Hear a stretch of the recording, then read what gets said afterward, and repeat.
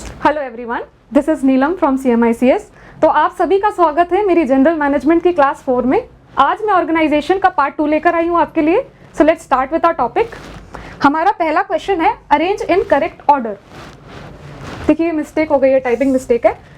Arrange in correct order, stages of organisation process को हमें सही स्टेप्स हमें बताने हैं।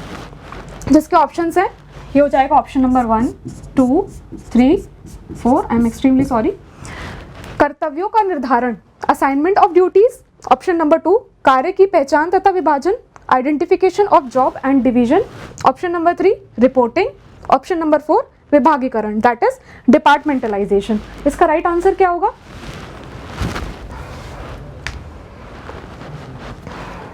अगर आपने प्रीवियस वीडियोस अच्छे से देखे होंगे तो आपको क्लियर हो गया होगा कि संगठन क्या होता है। चलिए तो डिस्कस कर लेते हैं। इसका सबसे पहला स्टेप हो जाएगा कार्यों की पहचान करना तथा उसका विभाजन करना, identification of job and division. किसी भी ऑर्गेनाइजेशन में, फॉर एग्जांपल कोई भी कोचिंग इंस्टीट्यूट है, सबसे पहले ये आइडेंटिफाई किया जाता है कि उसमें काम क्या क्या है, फिर उसके बाद उन कामों को डिवाइड कर दिया जाता है। फॉर एग्जाम्पल कोई भी इंस्टीट्यूट है तो सबसे पहले क्या काम होगा, कंटेंट बनाने का, तो एक कंटेंट की टीम बनाई जाएगी। फिर फैकल्टी आएगी जो आपको पढ़ाएगी। फिर आपका रिसेप्शनिस्ट होगा जो आपके क्वेरीज प्रॉब्लम्स को सॉल्व करेगा। तो पहला ऑप्शन हो जाएगा कार्य की पहचान तथा विभाजन। फिर दूसरा ऑप्शन होगा विभागीकरण। जब ये आइडेंटिफाई हो जाता है कि किसको क्या काम करना है, फिर उनको उठा के अलग अलग डिपार्टमेंट्स में रख दिया जाता है। आपको पता है हर इंस्टीट्यूट में IT department, sales department, HR department, सारे बड़े बड़े इंस्टीट्यूट्स में डिपार्टमेंट होते ही हैं। फिर हो जाएगा ये ऑप्शन नंबर 2। फिर अपना थर्ड ऑप्शन क्या होगा, संगठन कर्तव्यों का निर्धारण, असाइनमेंट ऑफ ड्यूटी। देखिए इसका मतलब ये होता है कि किसी भी एम्प्लॉय को उसके योग्यता के अनुसार वो कर्तव्य सौंपना। आज जैसे कि टाइपिस्ट है तो स्पेशलिस्ट है अपने फील्ड में, तो उसी को टाइपिंग का काम दिया जाएगा। अगर मुझे दे दिया जाए तो पूरा काम बिगड़ जाएगा। तो ये हो जाएगा अपना ऑप्शन नंबर 3। फिर होगा लास्ट हमारा क्या बचा है, रिपोर्टिंग, 4। सारा काम हो जाने के बाद लास्ट काम क्या होता है, रिपोर्ट पेश करना अपने हायर अथॉरिटीज या मैनेजर्स को कि आपने कितना काम कर लिया है और कितना काम होना बाकी है। तो सही सीक्वेंस होगा 1, 2, 3, 4। अब हम देख लेते हैं हमारा नेक्स्ट क्वेश्चन।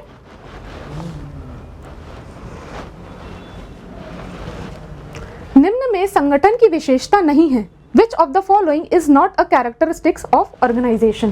पहला ऑप्शन है सर्वव्यापकता, that is omnipresence. Option number 2, शीर्ष प्रबंधन का नेतृत्व, leadership bye top management. Option number 3, गतिशील प्रक्रिया, it is a continuous process. Option number 4, मध्य प्रबंधन का नेतृत्व, लीडरशिप ऑफ मिडिल मैनेजमेंट। तो इसका राइट आंसर क्या होगा, सोचिए और बताइए।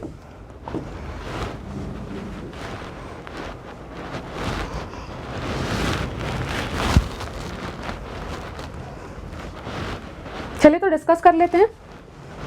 आप सभी को अभी तक क्लियर हो गया होगा ऑर्गेनाइजेशन, संगठन क्या होता है। देखिए सबसे पहला ऑप्शन है सर्वव्यापकता, ओमनी प्रेजेंस। कोई भी संगठन होता है वो सर्वव्यापक होता है। कैसे? देखिए सर्वव्यापक का मतलब ये होता है जो चारों दिशाओं में फैला हुआ हो, दूर दूर तक, जहाँ तक हम देख सकते हैं हर जगह बिजनेस फैले हुए हैं। हर बिजनेस का 2 ही मोटिव होते हैं, या तो प्रॉफिट सीकिंग या फिर NGOs वगैरह होते हैं जो समाज सेवा के लिए काम करते हैं। तो ऑप्शन नंबर 1 करेक्ट हो जाएगा। फिर ऑप्शन नंबर 2 है शीर्ष प्रबंधन का नेतृत्व, leadership bye top management. Option number 2 भी करेक्ट हो जाएगा। ऑब्वियसली कोई भी डिपार्टमेंट है, कोई भी ऑर्गेनाइजेशन है तो उसमें अथॉरिटीज जो हैं और रिस्पॉन्सिबिलिटीज हैं वो ऊपर से लेके नीचे तक फ्लो करती हैं।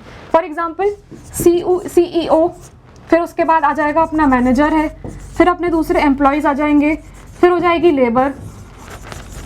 तो जो लीडरशिप है वो ऊपर से लेके नीचे फ्लो करती है, टॉप टू बॉटम अप्रोच होता है। तो ये ऑप्शन भी करेक्ट हो जाएगा। फिर है गतिशील प्रक्रिया, कंटिन्यूअस प्रोसेस। ऑब्वियसली ऑर्गेनाइजेशन एक कंटिन्यूअस प्रोसेस है, क्योंकि हर ऑर्गेनाइजेशन जब तक बनता रहता है, जब तक नए नए गोल्स आते रहते हैं, तो ये लगातार चलता रहता है। नए नए गोल्स आते रहेंगे, ऑर्गेनाइजेशन बनते रहेंगे और ये चलता रहेगा। फिर last option leadership of middle management. देखिए हमने अब भी देखा ऑप्शन नंबर 2 में कि लीडरशिप हमेशा बाय टॉप मैनेजमेंट होती है। मिडिल मैनेजर्स, जो मिडिल के अधिकारी होते हैं, वो लीडरशिप नहीं कर सकते हैं क्योंकि वो मिडिल में है, और जो पावर होती है वो हमेशा टॉप टू बॉटम फ्लो करती है। तो ये ऑप्शन गलत हो जाएगा। हमसे पूछा गया है विच वन इज नॉट, तो इसका राइट ऑप्शन होगा ऑप्शन नंबर डी। अब हम देख लेते हैं हमारा next question.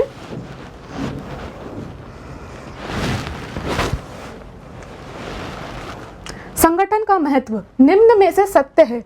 Importance of organisation पूछा गया है, which one is true from the following. मैं लिख देती हूँ, ऑप्शन नंबरिंग नहीं की है। ऑप्शन नंबर 1 है विशिष्टकरण के लाभ, benefits of specialisation. Option number 2 संसाधनों का अनुकूलतम उपयोग, optimum use of resources. Option number 3 परिवर्तनों का अनुकूलतम उपयोग, maximum benefits from changing circumstances. Option number 4 विकास तथा विस्तार। एक बार और क्वेश्चन को रीड करिए और बताइए इसका राइट आंसर क्या होगा। हमसे ऑर्गेनाइजेशन के महत्व पूछे गए हैं। चलिए तो डिस्कस कर लेते हैं। पहला ऑप्शन दिया है विशिष्टकरण के लाभ, बेनिफिट्स ऑफ स्पेशलाइजेशन। देखिए इसका मतलब ये है कि अगर किसी भी कर्मचारी या अधिकारी द्वारा कोई भी काम रोज कराया जाता है तो वो उस चीज का स्पेशलिस्ट बन जाता है। फॉर एग्जाम्पल मैं आपको एक छोटा सा अपने डेली रूटीन का एक एग्जाम्पल देती हूँ कि जब मैं स्टार्टिंग में पूजा करती थी तो मुझे कुछ फॉर एग्जांपल हनुमान चालीसा नहीं बनती थी, लेकिन धीरे धीरे रोज पढ़ते पढ़ते अब तो ऐसा हो गया है कि अब तो बिना देखे भी मैं पढ़ लेती हूँ। अब मैं उसमें स्पेशलाइज्ड हो चुकी हूँ। तो उसी तरह किसी भी ऑर्गेनाइजेशन में जब कोई व्यक्ति, कोई कर्मचारी या अधिकारी होता है, रोज वही काम करता है, तो उस फील्ड का वो स्पेशलिस्ट बन जाता है। तो ये ऑप्शन भी करेक्ट हो जाएगा। फिर ऑप्शन नंबर 2 है संसाधनों का अनुकूलतम उपयोग, ऑप्टिमम यूज ऑफ रिसोर्सेज। देखिए इस लाइन का बहुत डीप सेंस होता है। कैसे? फॉर एग्जाम्पल जैसे हमारा इंस्टीट्यूट है, हमें हैंडी नोट्स मिलते हैं, देखिए कुछ इस तरह से। इसका ऑप्टिमम यूटिलाइजेशन कैसे होगा कि एक साइड तो ये प्रिंटेड है, लेकिन हमारे सर बोलेंगे कि नहीं भाई इसको खाली नहीं छोड़ना है, इसको भी आपको प्रॉपरली यूज करना है। बिल्कुल नीचा जितना हो सकता है, मतलब बिल्कुल जो बेसिक सी चीज है ना उसको भी बहुत अच्छे से यूज कर रहे हैं। तो ये हो जाएगा ऑप्टिमम यूटिलाइजेशन ऑफ रिसोर्सेज। फिर ऑप्शन नंबर 3 है परिवर्तनों का अनुकूलतम उपयोग, maximum benefits from changing circumstances. देखिए किसी भी ऑर्गेनाइजेशन के लिए ये बहुत इनोवेटिव, ये बहुत इंपॉर्टेंट है कि वो मॉडर्न सोसाइटी के हिसाब से इनोवेटिव रहे, न्यू टेक्निक्स जो आ रही है सोसाइटी में उनको अडॉप्ट करे, अदरवाइज ऑर्गेनाइजेशन फेल हो जाएगा। देखिए मैं आपको एग्जांपल देती हूँ कि आजकल आप देख रहे हैं कि इलेक्ट्रिक व्हीकल बहुत ज़्यादा चल रहे हैं, तो अब मार्केट में वही कंपनियां रुक पाएंगी जो इलेक्ट्रिक व्हीकल मैन्युफैक्चर करेंगी, अदरवाइज वो फेल हो जाएंगी, क्योंकि सभी को पता है आने वाले 50-60 साल में फ्यूल पूरी तरह एग्जॉस्ट हो जाएगा। तो ये ऑप्शन भी करेक्ट हो जाएगा। फिर ऑप्शन नंबर 4 विकास तथा विस्तार। ये भी एक बहुत इंपॉर्टेंट एस्पेक्ट है ऑर्गेनाइजेशन का। आज हम कोई भी बिजनेस कर रहे हैं तो हमारा मेन मोटिव है प्रॉफिट सीकिंग, हमें अपना प्रॉफिट बढ़ाना है। फिर उस बिजनेस का मतलब ही क्या है जो लॉस में चला जाए। तो इसका मैं आपको एक एग्जांपल देती हूँ कि जैसे हमारा इंस्टीट्यूट है, पहले वो इंदौर में था, अब उसकी एक ब्रांच भोपाल में भी खुल गई है और ग्वालियर में भी खुल रही है। तो ये क्या हो रहा है, हमारे बिजनेस का एक्सपेंशन। तो ये ऑप्शन भी करेक्ट हो जाएगा। तो हमसे पूछा गया है विच वन इज ट्रू, तो इसका आंसर होगा ऑल ऑफ द अबव, सारे कथन सत्य हैं। अब हम देख लेते हैं हमारा नेक्स्ट क्वेश्चन।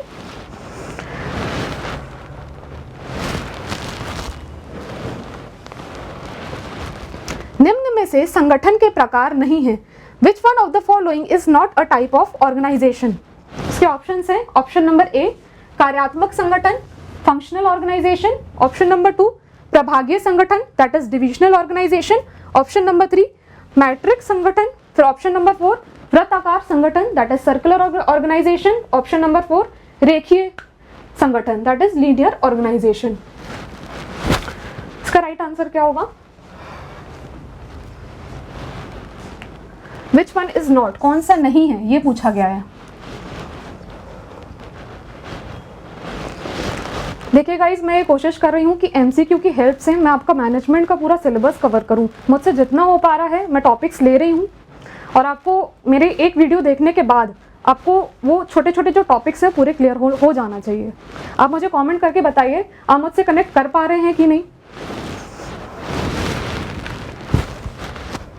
तो मैं आपको बता देती हूँ, इसमें से संगठन का कौन सा प्रकार नहीं होगा, वो है वृत्ताकार संगठन। इस प्रकार का कोई संगठन नहीं होता है, सर्कुलर ऑर्गेनाइजेशन नहीं होता है। मैं ये क्वेश्चन डिस्कस नहीं कर रही हूँ क्योंकि आगे के क्वेश्चंस जब आप पढ़ेंगे तो आपको ये जितने भी टाइप्स हैं वो सारे क्लियर हो जाएंगे। अब हम देख लेते हैं हमारा नेक्स्ट क्वेश्चन।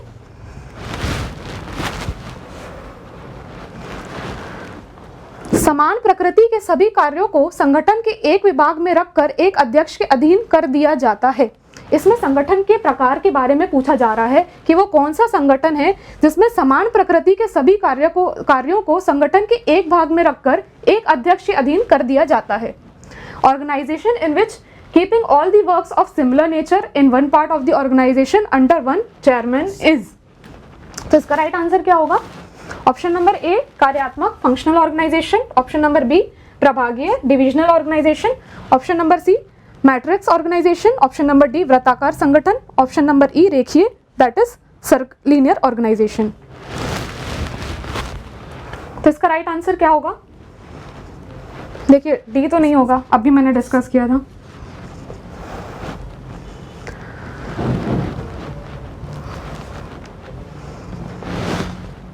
चलिए मैं आपको बता देती हूँ, इसका राइट आंसर होगा ऑप्शन नंबर ए कार्यात्मक संगठन।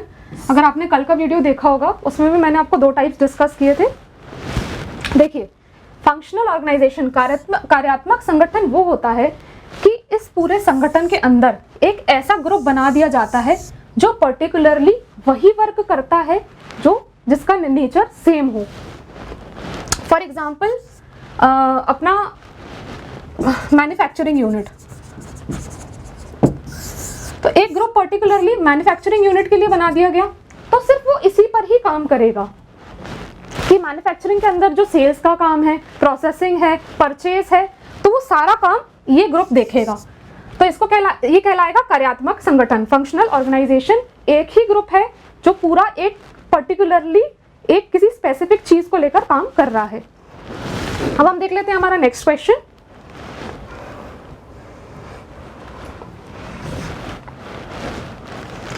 संगठन जिसमें विभिन्न निर्मित उत्पादों या भूभागों के आधार पर क्रियाओं या व्यक्तियों का समूहीकरण किया जाता है। ऑर्गेनाइजेशन इन विच एक्टिविटीज और individuals are grouped on the basis of different manufacture products और टेरिटरीज। तो राइट आंसर क्या होगा इसका?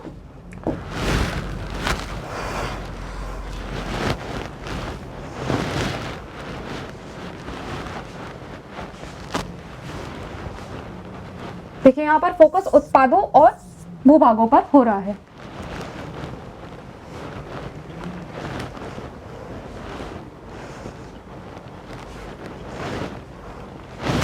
तो मैं बता देती हूँ, इसका राइट आंसर होगा ऑप्शन नंबर बी प्रभागीय संगठन दैट इज डिविजनल ऑर्गेनाइजेशन।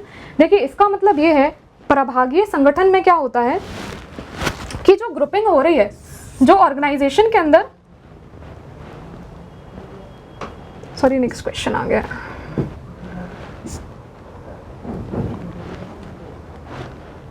ठीक है।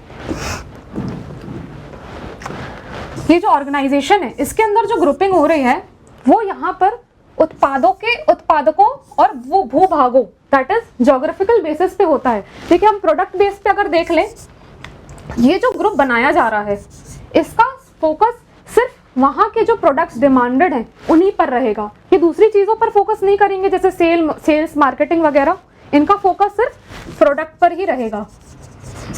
और दूसरा है ज्योग्राफिकल बेसिस। देखिए इसमें क्या होता है कि अलग अलग जो ग्रुप्स बनाए जाते हैं वो ज्योग्राफी के अनुसार बनाए जाते हैं कि वहाँ की भौगोलिक स्थिति क्या है, कस्टमर की डिमांड क्या है, वो कौन से प्रोडक्ट्स पसंद कर रहे हैं, वो क्या चाह रहे हैं कि मार्केट में क्या लॉन्च हो, और मार्केट की कंडीशन क्या है, उसके अनुसार ये ग्रुप्स बनाए जाते हैं। तो इसका राइट आंसर क्या था? प्रभागीय संगठन दैट इज डिविजनल ऑर्गेनाइजेशन। देखिए अगर आप वीडियोस को एक दो बार फिर से देखेंगे तो मुझे ऐसा लगता है कि आपका जो टॉपिक है वो अच्छे से और क्लियर हो जाएगा, फिर आपको बुक नहीं पढ़ना पड़ेगा, आप इनको रिवाइज कर करके ही चीज़ों को समझ लेंगे। अब हम देख लेते हैं हमारा next question.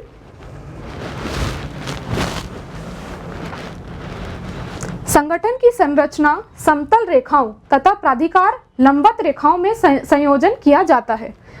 In which type of the organization is combined in horizontal lines and vertical lines of authority? गलत तरीके से दिया हुआ है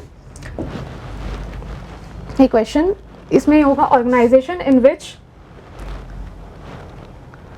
department is organised in horizontal lines and authority in vertical lines.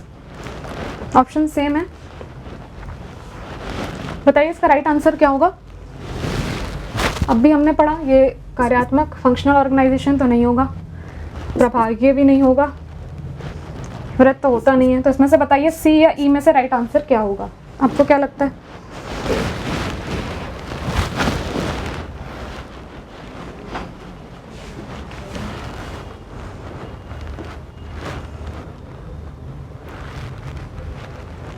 पहले क्वेश्चन को सही से पढ़िए और समझने की कोशिश करिए।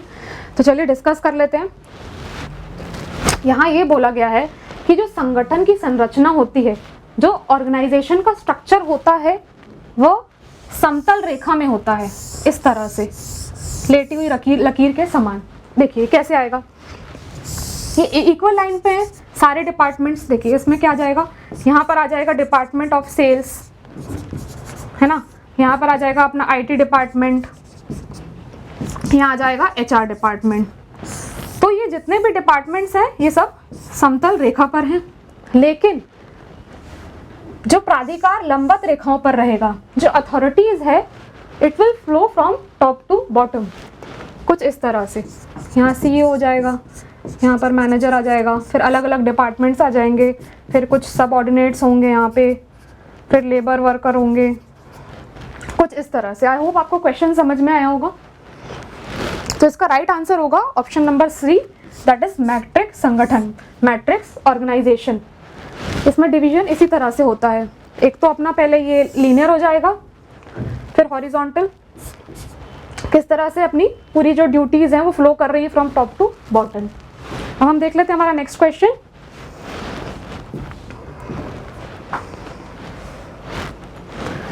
अनौपचारिक संगठन के लक्षण नहीं है। Which one of the following is not a characteristics of informal organization.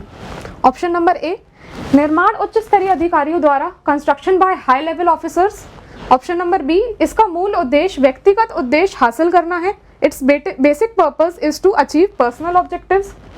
Option number C, हर क्षेत्र व सभी स्थान पर इस प्रकार के संगठन स्थापित नहीं किए जा सकते, such organization can not be established in every area and everywhere. इसका राइट आंसर क्या होगा, बहुत इजी क्वेश्चन है, इनफॉर्मल ऑर्गेनाइजेशन के बारे में पूछ रहा है, अनौपचारिक संगठन। कल की क्लास आपने देखी होगी तो मैंने आपको बताया था इनफॉर्मल ऑर्गेनाइजेशन क्या होता है। दो टाइप्स पढ़े थे हमने, एक फॉर्मल और एक इनफॉर्मल, औपचारिक व अनौपचारिक। चलिए तो डिस्कस कर लेते हैं। मैं आपको फिर से बता देती हूँ कि अनौपचारिक संगठन वो होते हैं जिसमें जो अधिकार का प्रवाह होता है वो क्रमबद्धता से नहीं होता है, जो अथॉरिटी फ्लो करती है वो टॉप टू बॉटम फ्लो नहीं करती है। इसमें बेसिकली कोई भी डिपार्टमेंट के कोई भी दो एम्प्लॉयज़ हो सकते हैं कि आपस में गॉसिपिंग कर रहे हैं, ठीक है, तीन लोग भी हो सकते हैं। तो ये सारे क्या क्रिएट कर रहे हैं, ये एक टाइप का इनफॉर्मल ऑर्गेनाइजेशन है। देखिए इस ऑर्गेनाइजेशन में बेसिकली करप्शन और गॉसिपिंग, यही सारी चीज़ें ज़्यादा प्रेवलेंट होती हैं। तो अब हम देख लेते हैं इसके ऑप्शंस। ऑप्शन नंबर ए, निर्माण उच्च अधिकारी द्वारा होता है, construction by high level officer. तो ये ऑप्शन हमारा गलत हो जाएगा क्योंकि इसमें कोई अथॉरिटी फ्लो नहीं कर रही है, तो इसका निर्माण स्वयं होता है। तो option number A is incorrect. फिर ऑप्शन नंबर बी है, इसका मूल उद्देश्य व्यक्तिगत उद्देश्य हासिल करना है, it's basic purpose is to achieve personal objectives. Obviously ये ऑप्शन राइट हो जाएगा। यहाँ पर कोई किसी अथॉरिटी कोई काम तो कोई मतलब अपना बिजनेस का कोई काम तो हो नहीं रहा है इसमें। फिर ऑप्शन नंबर सी, हर क्षेत्र और सभी स्थानों पर इस प्रकार के संगठन स्थापित नहीं किए जा सकते हैं, तो ये ऑप्शन गलत होगा। ऑब्वियसली संगठन ये जो इस प्रकार के होते हैं वो कहीं पर भी स्थापित किए जा सकते हैं। This type of organisation can be established in anywhere in any area. तो ये ऑप्शन भी गलत हो जाएगा। तो हमसे पूछा गया है विच वन इज नॉट, तो option number A and C is not the correct one. चलिए तो हम देख लेते हैं हमारा नेक्स्ट क्वेश्चन।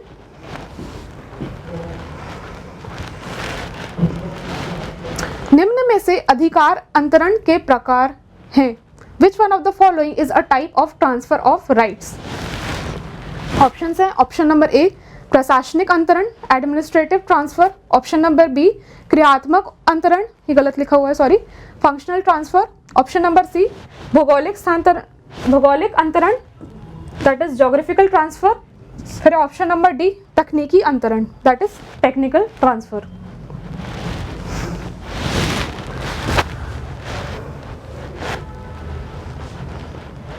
सोचिए इसका राइट आंसर क्या होगा।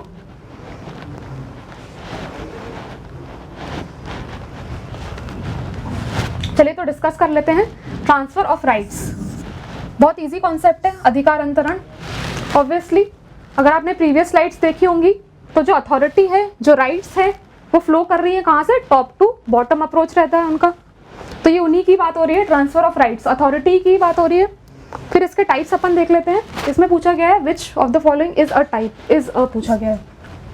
तो एडमिनिस्ट्रेटिव ट्रांसफर ऑब्वियसली ये भी होता है। प्रशासनिक अंतरण, देखिए इसके अंदर आ जाता है डिसिप्लिन और डेली के जो रोजमर्रा के काम होते हैं वो एडमिनिस्ट्रेटिव दो अपना प्रशासनिक अंतरण के अंतर्गत आ जाते हैं। फिर ऑप्शन नंबर बी है क्रियात्मक दैट इज फंक्शनल ट्रांसफर, ये ऑप्शन भी करेक्ट हो जाएगा। देखिए फंक्शनल की बात हो रही है, इसमें वो सारे राइट्स और ट्रांसफर हो रहे हैं जैसे कि आप ले लीजिए पूरे प्रोसेस, जो प्रोसेस के अंदर सारी चीज़ें आ जाती हैं, राइट फ्रॉम परचेज से लेकर प्रोसेसिंग यूनिट तक जो काम हो रहा है, सेल्स, मार्केटिंग, जितने भी राइट्स होते हैं, एक फंक्शन जो जिस तरह से पूरा सिस्टम जो फंक्शन कर रहा है उसके अंदर जो जो चीज़ें आ जाती हैं उन सारे राइट्स के ट्रांसफर की बात हो रही है यहाँ पे। ये ऑप्शन भी करेक्ट है। फिर ऑप्शन नंबर सी भौगोलिक अंतरण, ज्योग्राफिकल ट्रांसफर। आपको लग रहा होगा ये ऑप्शन गलत है लेकिन ये भी सही है। देखिए कैसे, फॉर एग्जाम्पल कोई भी एक फर्म है, वो मान लीजिए एमपी के मिडल में सिचुएटेड है, लेकिन उसकी कुछ यूनिट्स यहाँ नॉर्थ में भी बनी है, साउथ में भी बनी है, ईस्ट में भी बनी है, वेस्ट में भी बनी है। तो फर्म के हेड के द्वारा एक हेड यहाँ नॉर्थ के लिए बना दिया जाएगा कि आप जाइए और नॉर्थन यूनिट को कंट्रोल करिए, फिर एक यहाँ पर ईस्टर्न के लिए भेज दिया जाएगा। तो इसी तरह से जो राइट्स हैं वो ज्योग्राफिकल बेसिस पर भी ट्रांसफर हो सकती हैं। फिर ऑप्शन नंबर सी अपना डी है तकनीकी अंतरण, टेक्निकल ट्रांसफर। देखिए ये भी पॉसिबल है। कैसे, टेक्निक में क्या आ जाएगा, रिसर्च वर्क, वो भी किसी को दे दिया जाएगा कि आप रिसर्च करिए। फिर दूसरा है ट्रेनिंग वर्क, वो भी किसी को दे दिया जाएगा। तो ये चारों ऑप्शंस पॉसिबल हैं। तो right answer is option number A, B, C और डी, चारों करेक्ट हैं। अब हम देख लेते हैं हमारा नेक्स्ट क्वेश्चन। केंद्रीय स्तर पर प्रयुक्त अधिकारियों को छोड़कर सारे अधिकारों को व्यवस्थित रूप से निम्न स्तरों को प्रदान करना। Systematically delegating all authority to lower levels except those exercised at central level. ये चार अलग अलग टाइप के टर्म्स दिए गए हैं, तो आपको बताना है कि इसमें ये जो डेफिनेशन दी गई है वो किसकी है। ऑप्शंस है केंद्रीकरण, सेंट्रलाइजेशन, ऑप्शन नंबर बी उत्तरदायित्व, रिस्पॉन्सिबिलिटी, ऑप्शन नंबर सी विकेंद्रीकरण that is decentralisation, option number D जवाबदेही, अकाउंटेबिलिटी।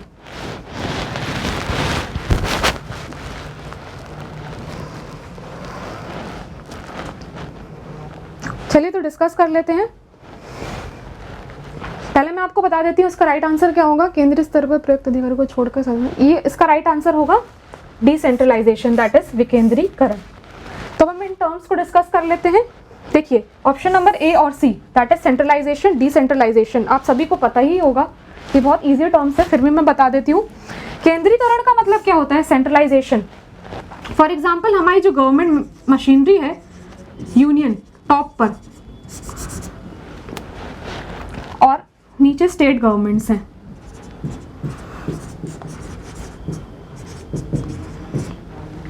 तो जब यूनियन से अलग अलग पावर्स अलग अलग स्टेट्स को डिस्ट्रीब्यूट किए जाते हैं, जितने भी पावर हैं वो यूनियन पर एकत्रित हैं, सेंट्रलाइज्ड हैं।